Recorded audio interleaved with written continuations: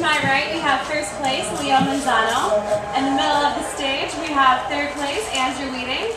And on the far end of the stage, we have second place, Centrowitz. Gentlemen, we'll start with you, Leo. Take us through your race and your thoughts on making this Olympic team.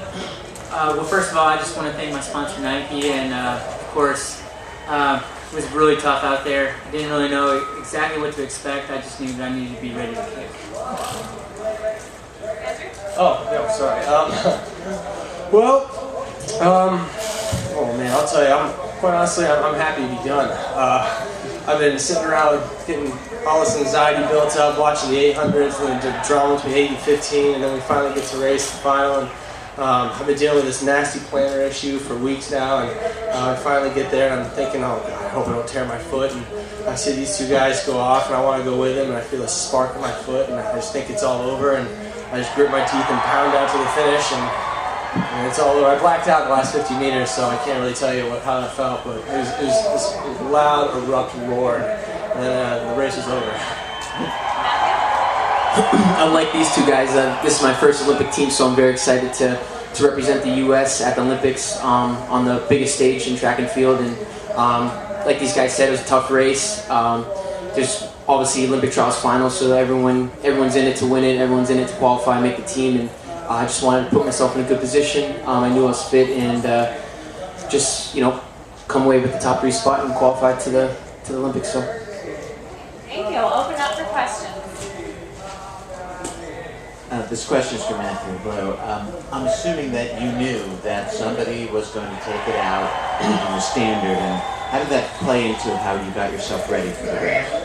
I actually didn't know that anyone was going to take it out. I knew on paper half the field had the standard, half the field didn't, and looking at the paper, it was kind of like, all right, which guy do you think that doesn't have the standard would take it out? And I couldn't even tell you who would have done it. And obviously Jordan and Will were running really well all postseason, and so those guys ended up being the ones. But regardless if it was slow or fast, I wanted to get out pretty well, and so that's why I just found myself tucked in a position and just tried to pretend like I knew what was going on.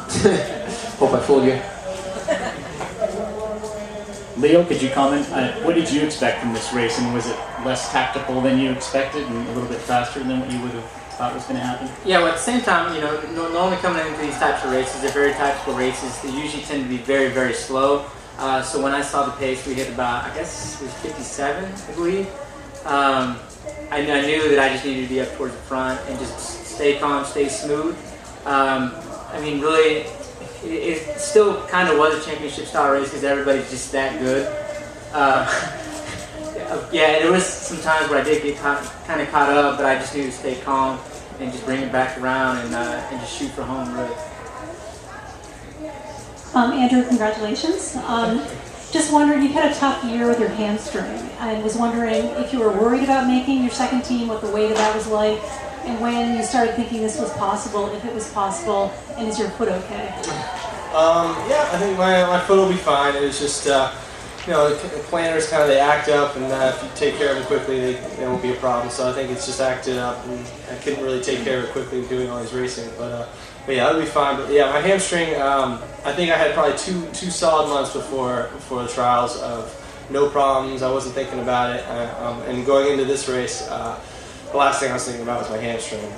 Just the competition being what it is, and the weight of the trials. But last thing was my hamstring. Okay, it's more like top 5, right? Top 6, and top 3. So it was one race at a time for sure. Which foot? Left foot. Yeah, can you kind of clarify your coaching situation?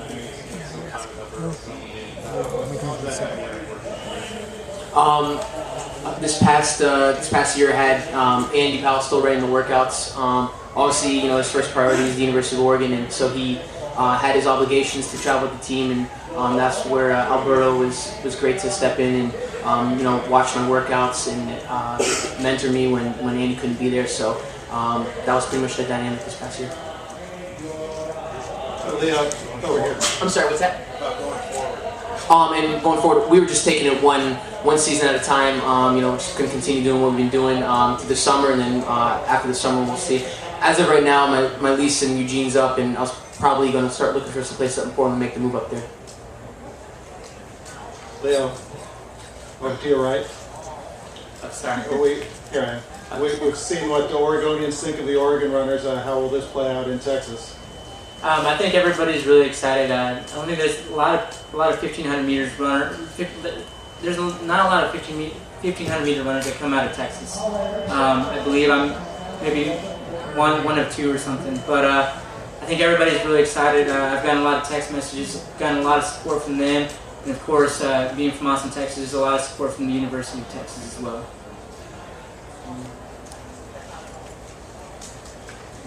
Andrew, you were part of a memorable race here 4 years ago in the 800. Is this one a lot different? Does it mean as much to you? Or could you sort of compare and contrast the two? I think the difference is the attitude going into it.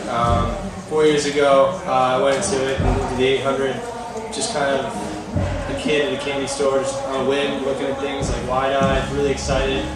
Didn't really expect to make it past the first round, and just kind of took it one race at a time. Going into this one, I knew that there was, kind of a target on my back, and both of us, all three of us, all have kind of targets on our backs to a certain extent. But I kind of took it one race at a time. Again, we just kind of let the race play out and use the crowd in a sense. And it was a little different because I didn't think the crowd was going to be as excited as they were in 08 because it was a very different race. And so when I came down that home stretch, it's like it was like nothing changed. It was just this huge abrupt roar, and I mean that's what Haverfield does. Lee, now, did you talk about the last 100 meters and what was going through your mind? Well, I like to take it back from the last 400 meters. I felt like I was in great position. The next thing I know, it was like this train just came right by me. I believe maybe at least 4 or 5 guys passed me. And so that I knew at that moment that I was kind of in trouble and I needed to get out of that as soon as I could. Kind of whipped around everybody somehow, don't know how, and just got back on Matthew's back. And I needed just to be patient, especially around that curve, not to waste too much energy. And really, Matthew started kicking, and I knew just stayed right on him. I think we had a little bit of an elbow battle the last 50 meters or something. Kind of caught me off guard, but just kind of kept pulling through, and next thing you know, I won. So. Andrew, I think you were 7th or something like that with 400 to go. Were you at all worried at that point? Yeah. So my tactic was to kind of give it 400 meters and see how the race panned out, and then use 500 meters after that to kind of put myself in position, and then use 600 meters to really hold it and then kick. I came around 400 to go. I realized I was in a pretty deep hole, and I was just trying to keep an open lane, trying not to get stuck too deep. And that's not usually how I like to race. I like to be in a pack because I've got a big stride and I like to utilize it. It's really tough to open it up when you've got 7 or 8 people around you. So coming off the turn, I just tried to stay out, just tried to keep an open lane. And one thing we wanted to do is come off the turn and have the finish line in sight. And so I did just that. I came right off the turn, saw the finish line, heard the crowd, and just gritted my teeth and kicked as hard as I possibly could. Matthew, you've had some injury issues this spring too. You got some injury issues this spring too. Can you sort of describe what happened and how long it took you to get back up to 100%? Yeah, I had a minor setback in right after the World Indoor Championships. Some planka bands in my knee, and that just kind of sidelined me for a little bit, and obviously disrupted some good training there. And but yeah, I mean, I'm healthy now, 100%, and back a few months ago, it was definitely stressful dealing with it in an important year, and obviously, but I had great coaches, great teammates, great friends, family that supported me along the way, and kept me motivated, and it just slowly, each week got better and better, and I was fortunate enough to get some races in before the trials to get my feet back underneath me, and just use the trials as a good way to race back into shape. So. Matthew, was your dad here today watching you, and did he say anything before or after the race to you? Yeah, he's been here. He came out a few days before the trials just to make sure my head's in the right spot. Sometimes it wanders off with girls sometimes, and so it kind of focuses me up a little bit. But yeah, he was here, and when I did my victory lap, it was at the start of the 1500 meter. He's always, likes to be kind of like a tough dad. Like, he's obviously proud of me, but it doesn't show too much, happiness, like tough guy. But yeah, I mean, he's been very helpful.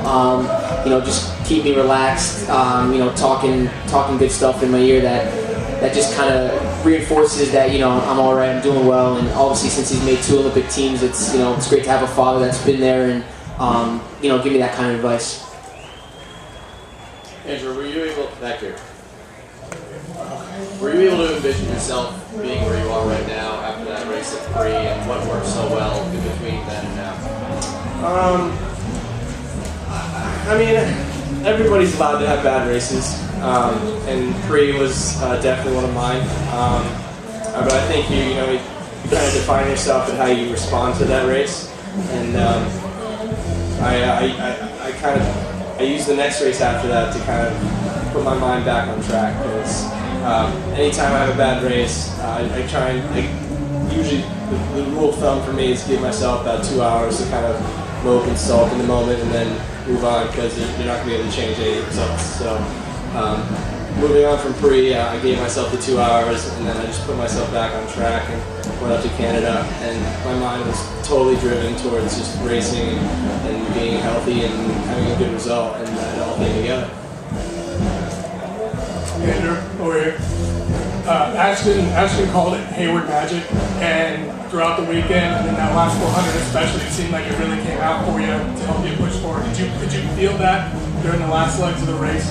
Yeah, absolutely. I mean, you saw the Hayward Magic with Ashton, with Galen, with all the Oregon alums, like they were there for us. And coming out with the lap to go, I could feel them. I knew they were all on their feet. I knew they were cheering. I could hear them from 300 out. I heard them at 200, and then when I come up the home stretch, it's what's that movie Spinal Tap? I cranked it to 11.